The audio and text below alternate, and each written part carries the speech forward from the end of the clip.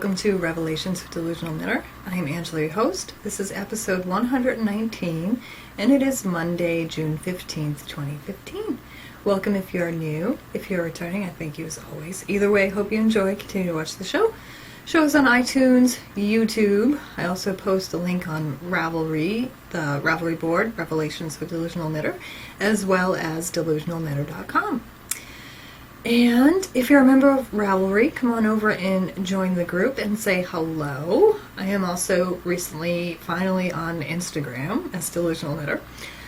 Declarations, traveling monsters. I do not have my monster with me today because I went out and ran errands earlier today before recording, and today was one of the ship dates. So Cookie, who I do not have right now. So what I'm going to do is just insert a picture quickly here.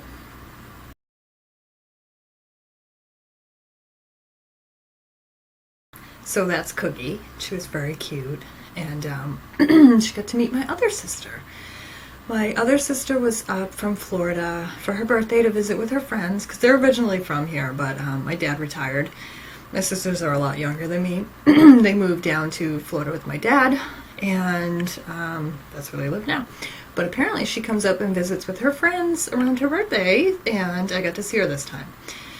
So it was really nice too, because she was staying with a friend that was probably an hour and a half, 2 hours away, and they took the train out here. So they took the train to the next city over, which was awesome. And then she did tell me before that there was a gap in return trains from this station. However, there was one in another town, which I'm familiar with. She was like, can you drive us over there when we're done hanging out? And I was like, absolutely. And it's next to Kimball's, the ice cream place. So I was like, why don't we go early and get ice cream? So we did that. And it was really nice to see her, because same as my other sister. I haven't seen them in 5 years or so since they moved down there.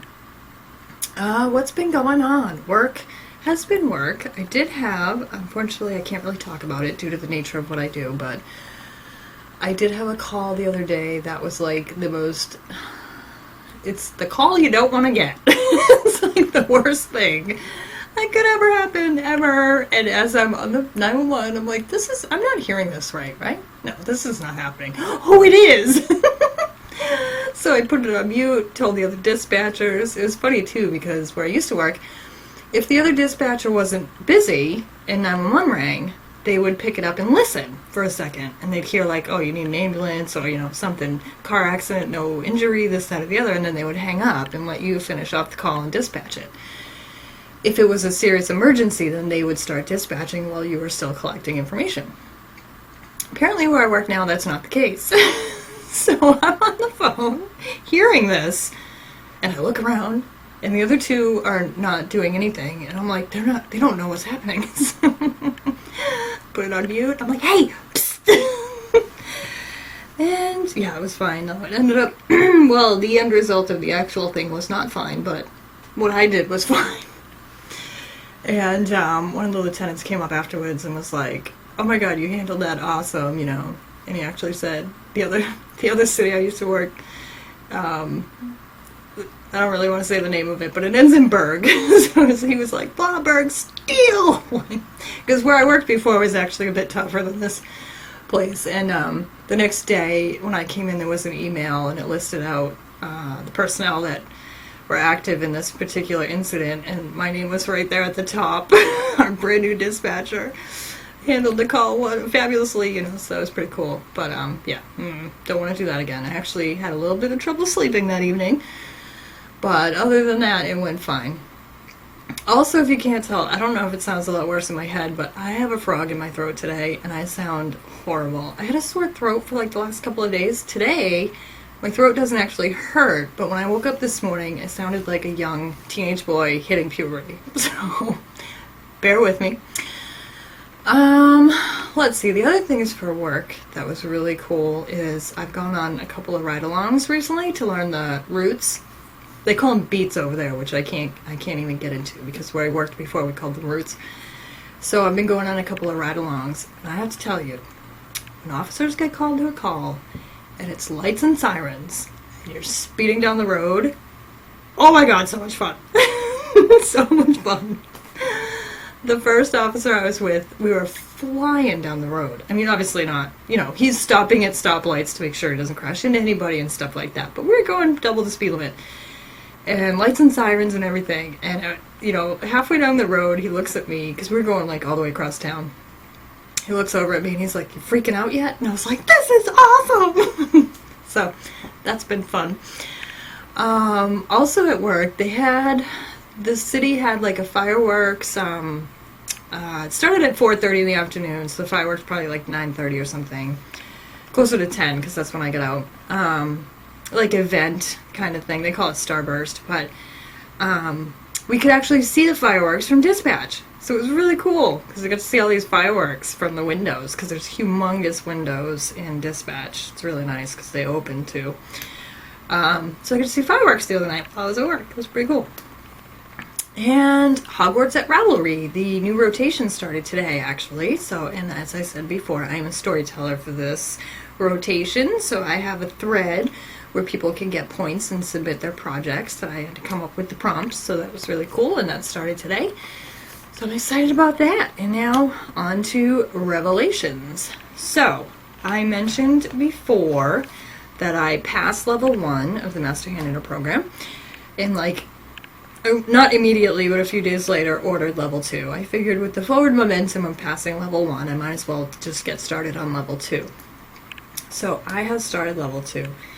And I also wanted this time to try Cascade 220 instead of Fisherman's Wool. They're actually very comparable. Knitting-wise, blocking-wise, they actually feel very much the same. So just wanted to try Cascade instead of Fisherman's Wool this time, but to be honest, they feel like pretty much the same. So I have completed, excuse me, I've been like picking cat fur off my face all day.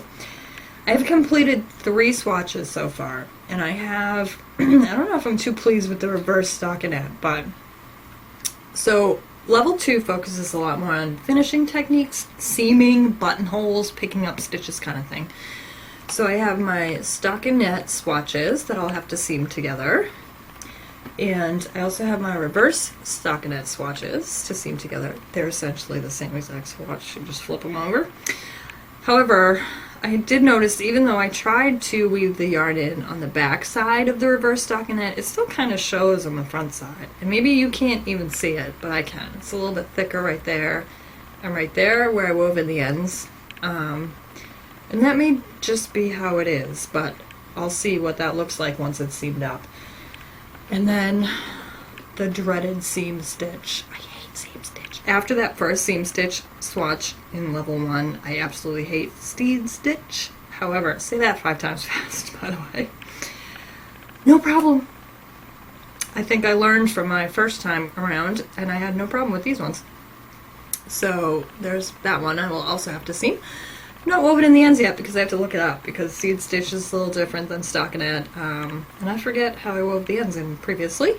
These also still have to be blocked. But yeah, I was very happy. The problem with seed stitch that you can have, and I should have grabbed my reject swatch from level 1, but I forgot to before I started recording, is that it's supposed to be very dense fabric, like that is. You're not supposed to have any holes or gaps when you're changing from knit to purl, and I was very pleased that when I started this swatch I had no problem at all. So previously in level 1 I had to knit the swatch twice because the first one you could see right through it, like no good.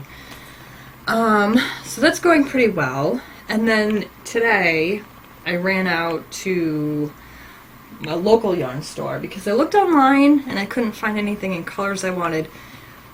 A couple of things. You're supposed to seam the swatches with a contrasting colored yarn. So I don't have it. I do have another Cascade, but it's really, really, really dark purple. And for the picking up stitches along like a neckband or an armhole swatch, for any swatches in the Master Hand Knitting program, you're not supposed to use really dark yarn, so that probably wouldn't have worked. So I figured I would have to get something else anyway for those swatches, so I'll just use that for seaming. So I'm hoping, I don't think these are too dark, but I went to my local yarn shop today and grabbed these 2 colors to do that other swatch with, and also to do some seaming with. So that should be all set. And got some other things while I was there that I'll show you later.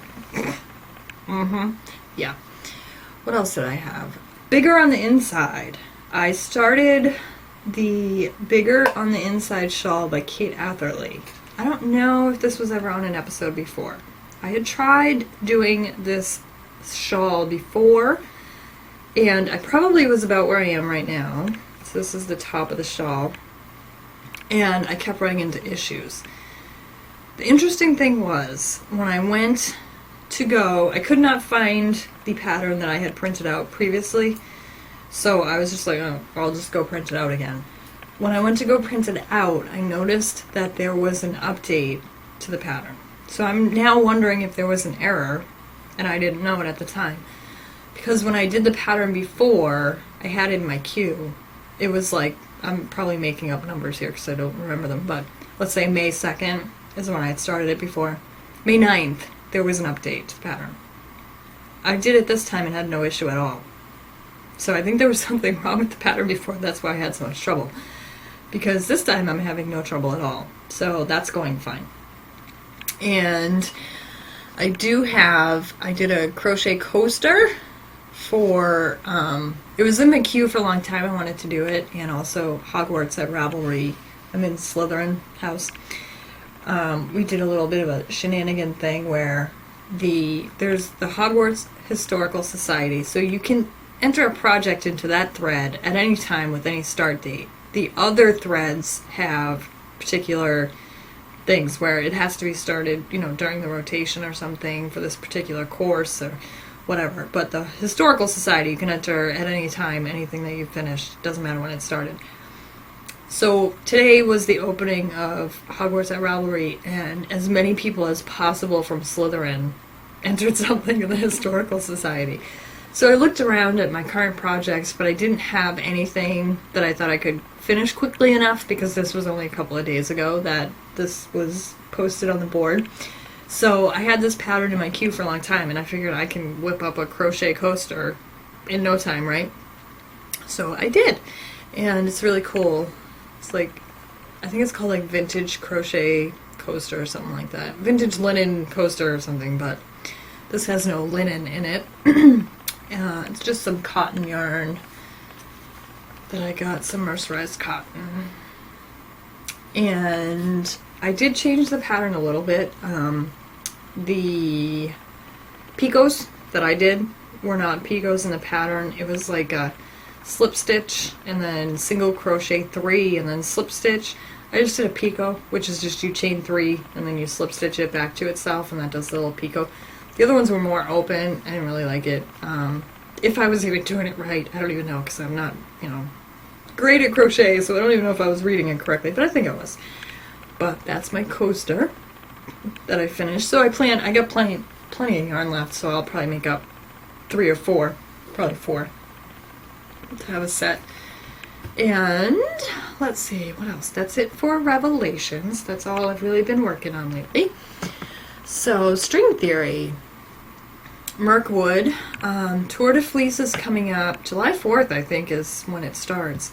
And I'm on the Mirkwood Spindles group, so I need to come up with a project for that.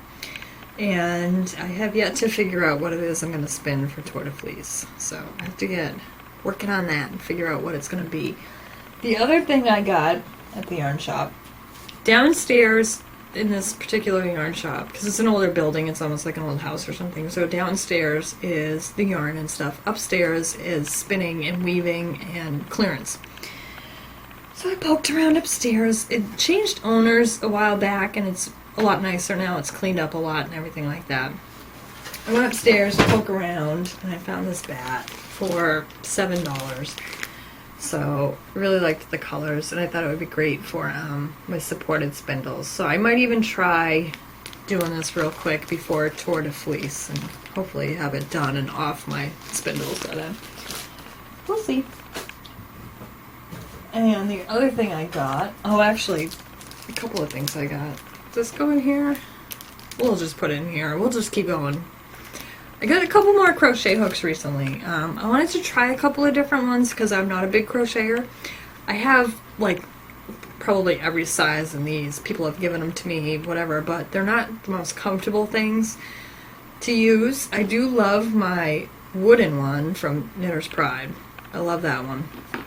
But I wanted to try out some more, so I wanted to try one with a soft grip.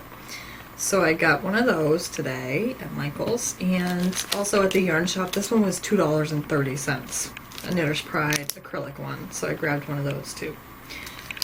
And that's all I got at the yarn shop, honestly. I did get some other things at Michael's though. Speaking of the Master Hand Knitter program, I have blocking mats. I have Knit Picks blocking mats. Fortunately, I have a bunch of stuff on it right now, so I can't really show you. But there's no grid. It's got a texture on it. There's no grid on it. So these were like $3.99 or something at Michael's. So I grabbed one of these. Because then it's got a nice grid so I can line up my swatches. They might not always line up perfectly with the inch grid, but at least I have straight lines that I can block against. Because right now all I do is I use a ruler. But the ruler I don't always have straight on the blocking mat, so that's not that great. The grid's perfect. And with swatches I don't need a bunch of blocking mats, I just need one, so I picked up one of those. And speaking of spinning, another thing I got recently, I showed before the old cigar boxes that I had. I can really hear my voice going now, can't you? The old cigar boxes that I picked up previously to hold my spindles in. Inside they're just wood. So I got at Joann's the other day, I got some felt to line them with, and I'm super happy. That box I just showed you, I'm going to line with this. Isn't that awesome? That is so cool. So I was super happy to find that. And the other box I have is just gray, so I figured I would line it with purple. So I'm going to do that one of these days, line those boxes so I can use them for my supported spindles in progress. And now we're on to scrolls. I do have the last, I almost just said episode, issue of Knit Edge magazine from Cooperative Press to review. However, because I'm losing my voice today, I'm going to skip that for this episode and it will be in the next one.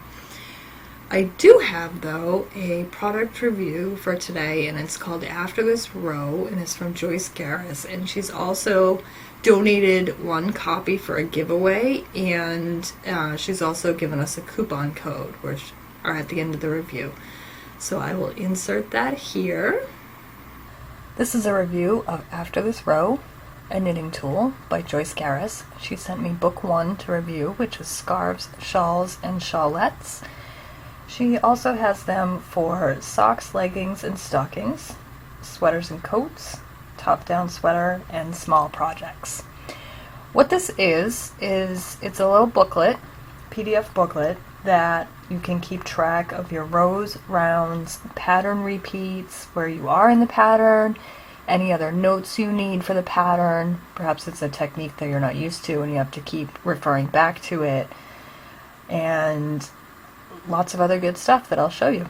So it's a PDF booklet, like I said. That's the first page. Then she gives you an introduction to what it is and how it works. So on the How It Works page, she actually has one of the sample pages filled out with an example of how you would use it. The example she's got here is something that's cabled, so she has the cable crosses noted on the particular rounds that you would need to do the cable crosses on. And it's also got a list of common abbreviations for patterns, so you have that right there if you need it. Great thing to have in your knitting bag. And then favorites, local yarn shops, websites, designers, patterns, yarns, blogs, and podcasts. So you could make a really nice little binder out of this and keep adding to it. Here's the actual template for the sheet. So at the top you have the pattern name, magazine or book it came out of, what page number it's on, designer, recipient if you're making it for somebody, the date you started this project, yarn selection, color and dye lot, gauge, size you're making, needles, and your completion date. And over here you have the row numbers or round numbers, the repeats of the pattern, or you could put number of stitches you have on these rows here. You also have a little section for notes, so if you are doing cable crosses, increasing, decreasing, things like that you could jot down here in the notes section. There's really a lot of ways you could use it, and you can really adapt it to a lot of different things. The bottom is also a larger section for notes if you have to jot something down about the pattern. And there's 2 pages, so it goes all the way up to 499 rows, and which is plenty, I think, for anything. Then there's another page for you to make some notes. This one's really cool. It's for the yarn info, so you can attach the ball band, attach a little sample of the yarn. What did you like about this yarn? Was it appropriate for this project? What other projects would you use this yarn for? How did it wash? And any other comments you want to make. So it's a really cool thing to build a notebook up with. And then this one I really like. It's a shopping list. And it's got pattern name, book or magazine it's in, yarn the pattern calls for, fiber content, yards, meters, ounces, grams, gauge, the yarn you selected, what that fiber content, yardage is, and what that gauge is, colors, and then notions, needle sizes, what kind of needles you used, any stitch holders, tape measure, beads, buttons, crochet hook, if you use circular needles, cable needle, tapestry needle, etc. It's got everything on here, so it's really great, especially if, for example, maybe you're new to cabling, you gotta pick up a cable needle when you go shopping, or some buttons or some beads. And then at the bottom it's got information for extras, so if anything that's not on this list, you can just add it in here yourself, zipper, something like that. And then at the last page is some more note sections, so if you have to take any more notes, or if you want to throw a note in your purse with information if you're going shopping or something like that. Really, really cool product, and I really think it's a fabulous idea. And I actually came upon it because I saw an ad on Ravelry, and I clicked through the link, and I contacted Joyce, and I asked her if she would like to send me a copy to do a review, and she said absolutely. And she also made me giggle because she said, I'm not unfamiliar with your podcast, I actually watch it. So that was really cool. And Joyce has graciously given us a coupon code for 35% off. Coupon code is my first name, Angela, all in caps. She's going to run that from June 15th to July 15th. Just wanted you to note that once you enter the coupon code, you do have to click update on your shopping cart for it to take effect. And she's also going to give us 1 free ebook as a giveaway, and the winner can choose which ebook they would like of the 5 that I listed earlier. And you can also check out her stuff at www.afterthisrow.com. And that's our review of After This Row. Really cool products. And on to Testaments. I have another spindle. I don't know what to say. They're like candy in this house. I often watch, there's a D-stash thread on Ravelry, and I've found some great spindles that way. They're usually a little bit less expensive than if you bought them from the vendor, but not always. But they're never more. People just charge what their purchase price was. And I bypass a lot of them, I must say. But this one I had to have. Texas Jeans. I love his spindles. I have a couple of them. Not as many as I would want, but I do have a couple of them. If this spindle wasn't purple, I never would have gone for it. Number 1. Number 2, I didn't need another spindle, so what I did was I contacted the seller and I said, hey, would you consider blah blah blah for it? Because it was a little bit, I deducted like shipping from it. And she said yes, so I was like, okay. And it's just a top whirl spindle, but in his usual fashion, and it's purple, so and his stuff is gorgeous, and it's wonderful. I put a leader on it just to spin it real quick to see how it spun, and it's a absolutely fabulous spinner. It is weighted. There's some weights in it. It spins beautifully, and it's got this dyed purple shaft, but it's his usual. I love his stuff. It reminds me of like chess pieces. I don't even know what that's called because I'm not a woodworker, but so that's my new spindle that I got, and it's the weight that I like. It's a really good weight, so it's lovely. I did grab that one recently. It came all the way from Alaska. Intentions, Delusional Knitter Designs. So I don't have anything going right now. I do have to work on, I pulled out the yarn. I was looking for needles and I couldn't find my needles yet. So I have the yarn from Leading Men Fiber Arts and their sport weight callback base to knit a hat, and I've been working on that a little bit, you know, on paper. And I just have to knit up a swatch to get my gauge, then I can actually knit a hat. So I am working on that because my deadline, personal deadline for that was like August, so that I could release the pattern in August or September. It's a hat, so like fall. And the other thing is I have to knit up my Michaela shawl. The pattern was done in January, and I just need to knit the sample. The whole thing is done. I just need a sample. And I was actually waiting until it was like nice out. I did find, however, the other day when I was driving around, oh, I forgot to mention something with my bigger on the inside shawl. Let me tell you this story first. When I was driving around the other day, I always scope out places to take photographs of finished hand knits or designs, and there's a church in another town, a few towns over, with a front door that is like white. Words are eluding me today.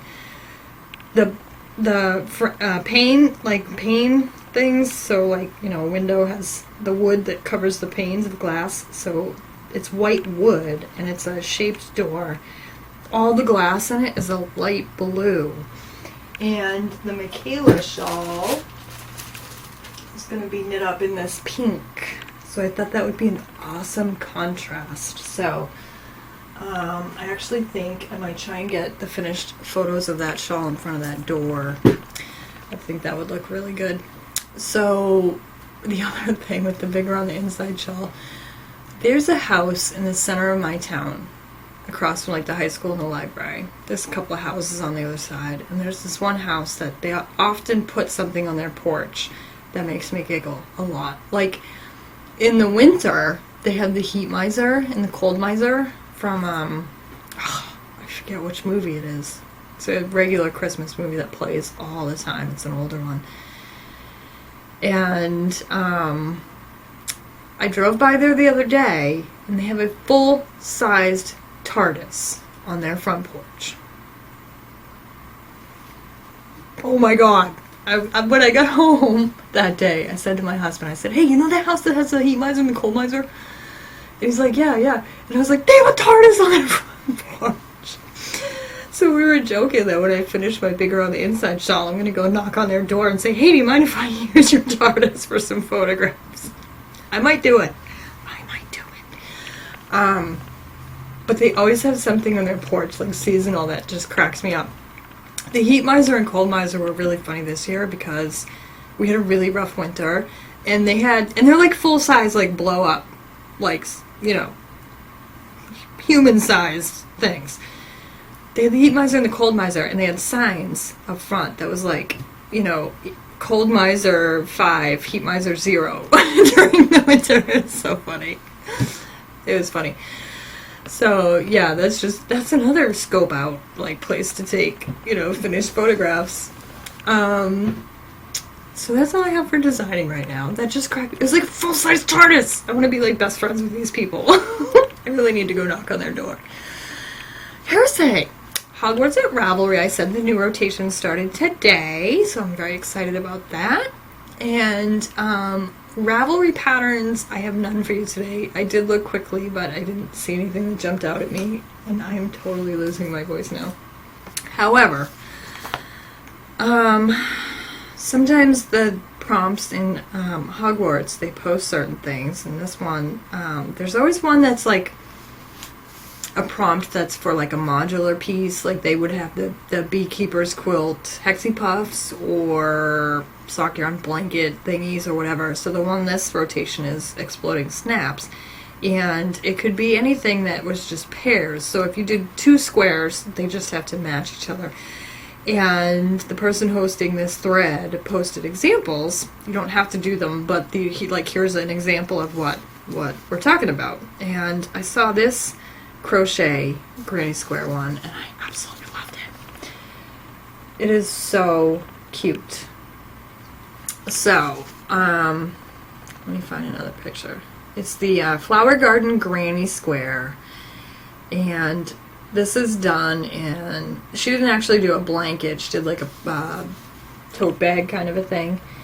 But she did it in Lily Sugar and Cream. I have a cone of white in my closet, and I have a couple of colors downstairs. While I was out running my errands today, I grabbed a couple of other colors, because what I thought I would do it is like that, but in a brighter version. So I got, let me pull them up here for you. I got like the bright colors here. And I also have a purple. So I thought that the petals, well, there's petals and then there's the green for the leaves, could be these colors. And then the center of the flowers I thought could be this one. I also have regular yellow, but I think it's too light. I think this yellow would go better. I'll have to see once I crochet them up, but I think that would be a great blanket, even though it's just straight up cotton. So I'm going to try it. I'm going to try a couple of squares and see how it would be for a blanket. I think also in my house it would be a good blanket because I cannot have anything outside of this room that has any sort of animal fiber. Wool, alpaca, angora, anything that came from an animal, willow will attack.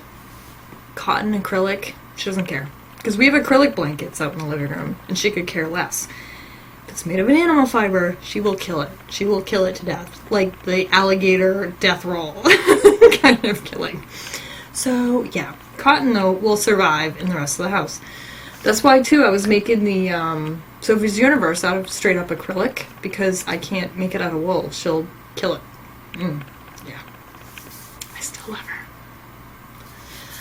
So, that's a new project that I'm going to be starting. Because I need more.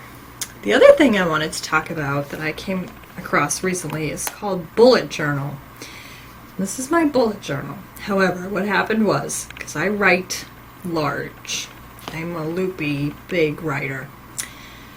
I was on Amazon trying to get a journal, a Moleskine journal, and I was looking at a black one, and then I saw a purple one. So I was like, oh cool. So I clicked on the purple one and I purchased it, not realizing it was this size.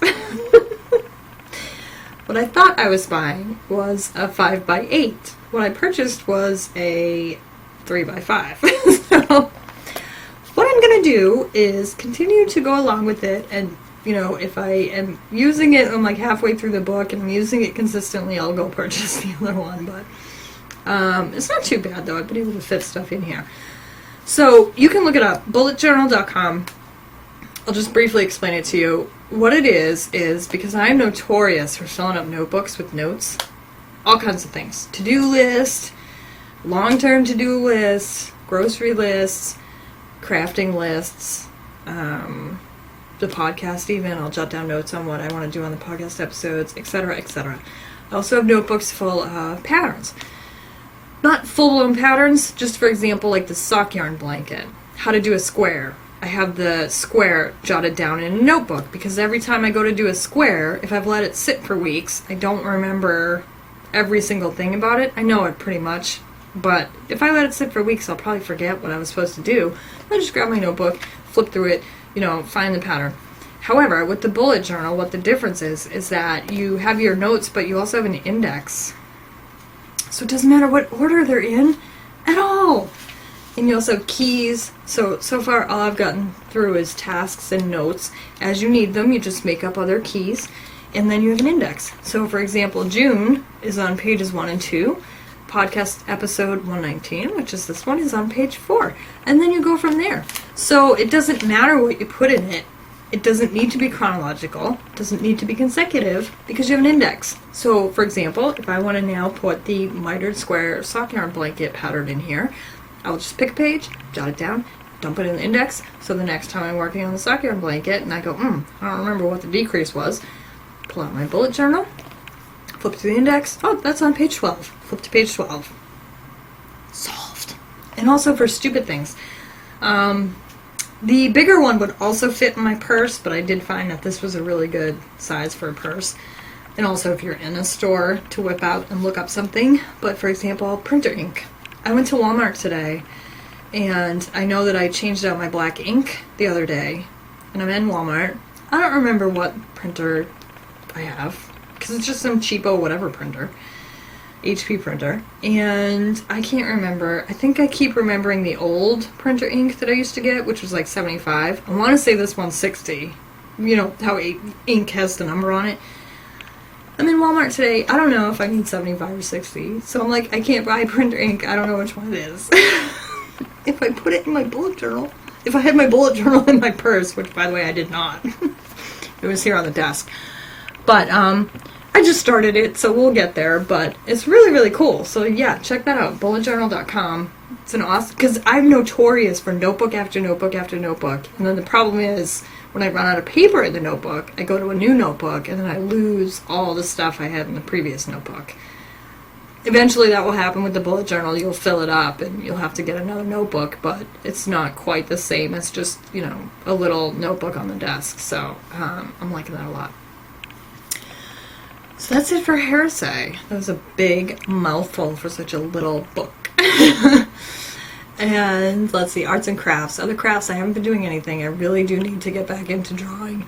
I'm hoping once I'm almost out of training for work. Actually, after that phone call I had the other day, they were like, you're done. You're out of training.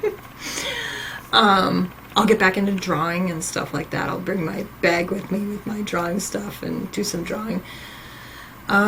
Reading.